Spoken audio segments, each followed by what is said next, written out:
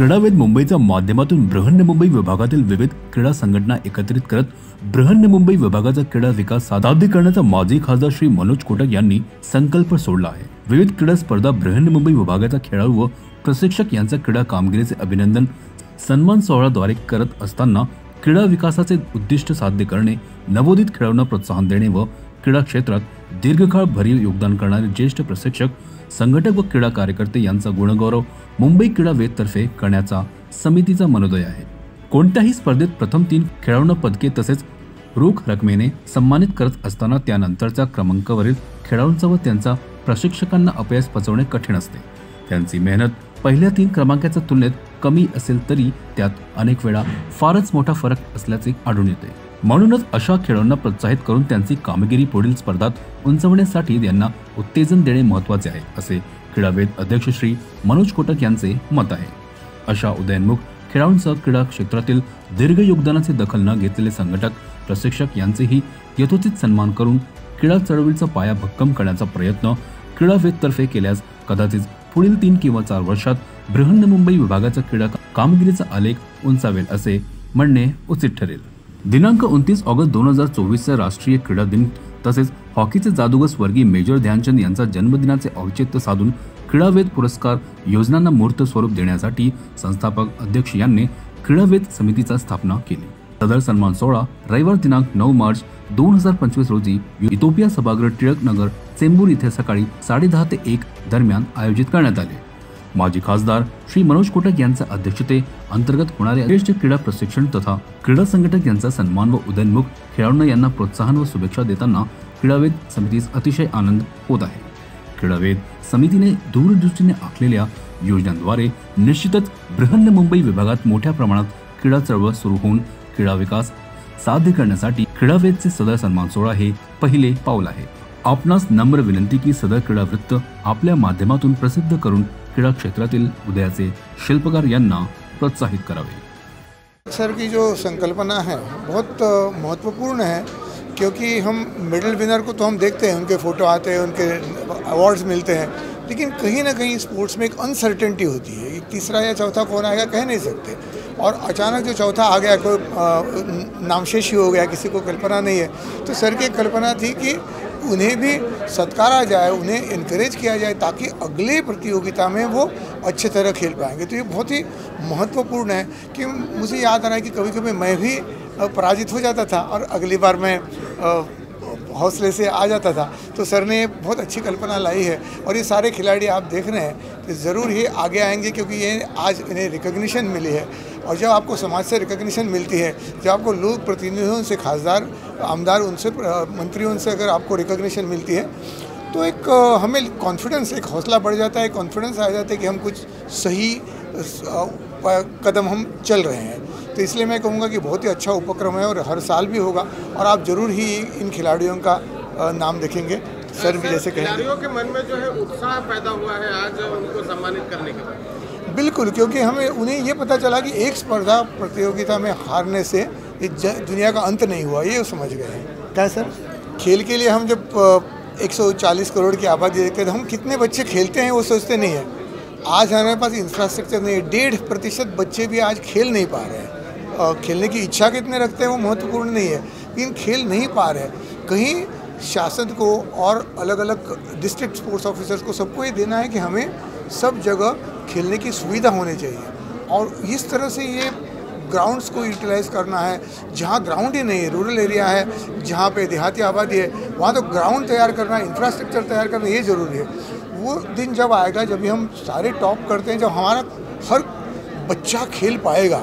आज अमेरिका में, रशिया में, चीन में हर बच्चा खेल पाता है, हमें तो खेल पा ही नहीं रहे। शहर में जो लोग हैं वही आ पा रहे हैं। तो शहर में तो हम इनिशिएटिव ले रहे हैं, लेकिन ऐसा होना ज़रूरी है और सर जो कर रहे हैं बहुत ही महत्वपूर्ण है। सारे खासदारों को, सारे आमदारों को ये करना चाहिए देश भर। प्रोत्साहन देना और खेल के अंदर रहे प्रशिक्षक को भी प्रोत्साहन देना ये बहुत आवश्यक होता है। भारत देश में प्रतिभा की कमी नहीं है, भारत देश में काफ़ी प्रतिभा है और इन प्रतिभाशाली खिलाड़ियों को एक छोटा सा प्रोत्साहन देने का हमारा ये छोटा सा संकल्प और प्रयास है।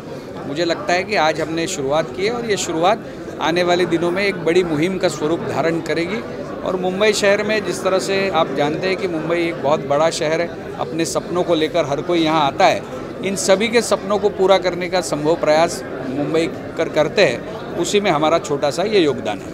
ज़्यादा से ज़्यादा बच्चे मैदानी खेलों की ओर अग्रसर हों, इसके लिए अब से प्रयास नहीं, करते अच्छे मैदानों का निर्माण करना, हुए मैदानों का रखरखाव करना, और उसमें सबसे ज़्यादा अधिक बात है कि प्रशिक्षक और खिलाड़ू इन दोनों को साथ में लाकर इन खेलों में उनकी रुचि बढ़े और खेल को वो जिए।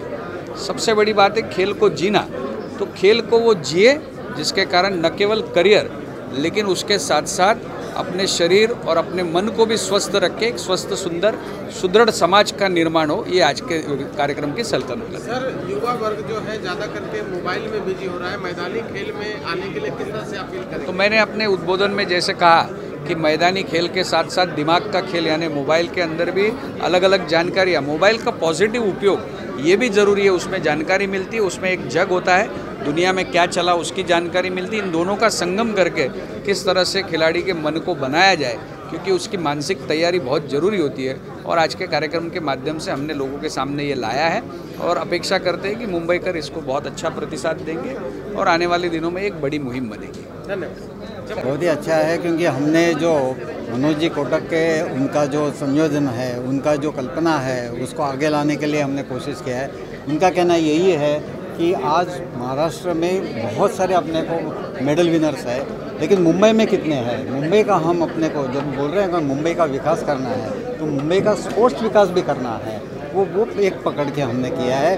अभी ये जो 47 हमने बच्चों को और 43 क्रीड़ा संगठकों का हमने जो सम्मान किया है, वो आगे जाके एक भी मेडल मिलेगा तो अपना महाराष्ट्र बहुत आगे निकल जाएगा, और यही अपनी एक तमन्ना है और हमारी यही इच्छा है क्रीड़ावेद के माध्यम से। और दूसरा और एक बहुत ही अच्छा मनोज साहब ने ऐसा बोला है कि जो राजकारण है संगठन में उसको हमको निकाल के एक मुंबई और एक क्रीड़ा, एक खेल और एक ही संगठन रहना चाहिए। आज के तारीख में अपने पास एक खेल और 3-4 संगठन है, उसको भी अपने को अच्छी तरह से करके ये एडमिनिस्ट्रेशन जो है वो ट्रांसपेरेंट करना है, गुड गवर्नेंस लाना है, ये एक चीज़ आ गया है। और बच्चों को आगे आने के लिए उदयनमुख ये हमने बोला है, उदयनमुख का अर्थ ये होता है कि कल के ये अपने मेडल विनर्स है उनको प्रोत्साहन देना है, और उस प्रोत्साहन के जरिए ये बच्चे लोग अपना जो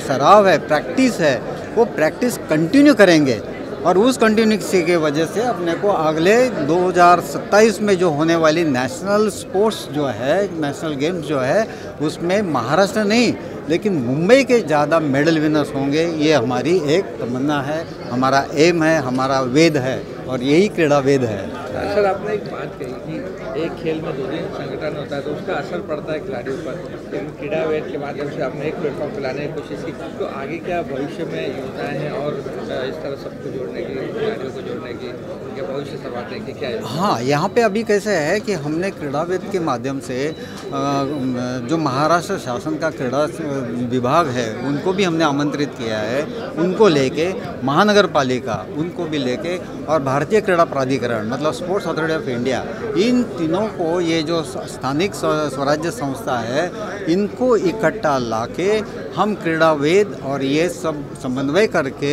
ये जो हमने जो ध्येय रखा है कि मुंबई का क्रीड़ा विकास करना, मुंबई का ज़्यादा से ज़्यादा मेडल विनर्स लाना, ये हम कर सकते हैं, और इनके बदौले और उनके साथ ही रखे हम करेंगे। सर, जैसा कि मनोज जी ने कहा कि युवा वर्ग जो है ज़्यादा करके मोबाइल में बिजी रहते हैं, तो मोबाइल के साथ साथ मैदानी खेल की तरफ भी आए तो किस तरह का आप करते हैं?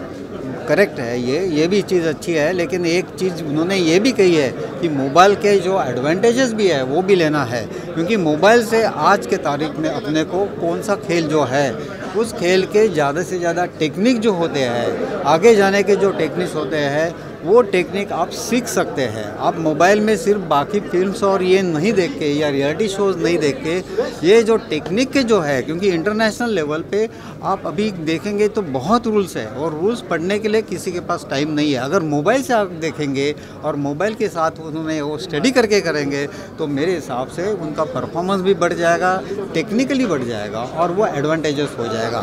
तो खेल और मैदान और मोबाइल, ये सभी चीज़ें इकट्ठी होनी चाहिए, प्रोपोर्शनेट होना चाहिए। वो प्रोपोर्शनेट हो जाएगा तो बहुत ही अच्छा रहेगा। थँक्यू, धन्यवाद। जे आज टिळकनगर येथे साजरं झालं आहे आणि या पुष्पाच्या माध्यमातून आम्ही फक्त विजेतेच नाहीत, जे विजयापर्यंत पोचलेले जे खेळाडू आहेत, जे नाउमेद होऊन कदाचित मागे फिरू शकतात आणि आपली जी खेळ संस्कृती आहे ती मागे पडू शकते, म्हणून आताच्या काळामध्ये त्यांना प्रोत्साहन देण्यासाठी क्रीडावेदचा हा उपक्रम आज इथे साजरा झालेला आहे। आणि अशा खेळाडूंना जे पहिल्या 3मध्ये येऊ शकले नाही आहेत, 3च्या जवळ आलेले आहेत पण तिथपर्यंत पोहोचू शकले नाही आहे, त्यांचा उत्साह वाढवण्यासाठी क्रीडावेद ह्या एका प्लॅटफॉर्मवर त्यांना पुरस्कार देऊन सन्मानित करण्यात आलेलं आहे। पण फक्त त्यांच्यापुरतंच हे राहू नये, हे सर्वांपर्यंत व्हायरल होणं अत्यंत आवश्यक आहे। तेव्हाच आपल्या मैदानामध्ये आपल्याला मुलं खेळताना दिसतील आणि देश प्रगतीपथावर जाऊ शकेल। धन्यवाद।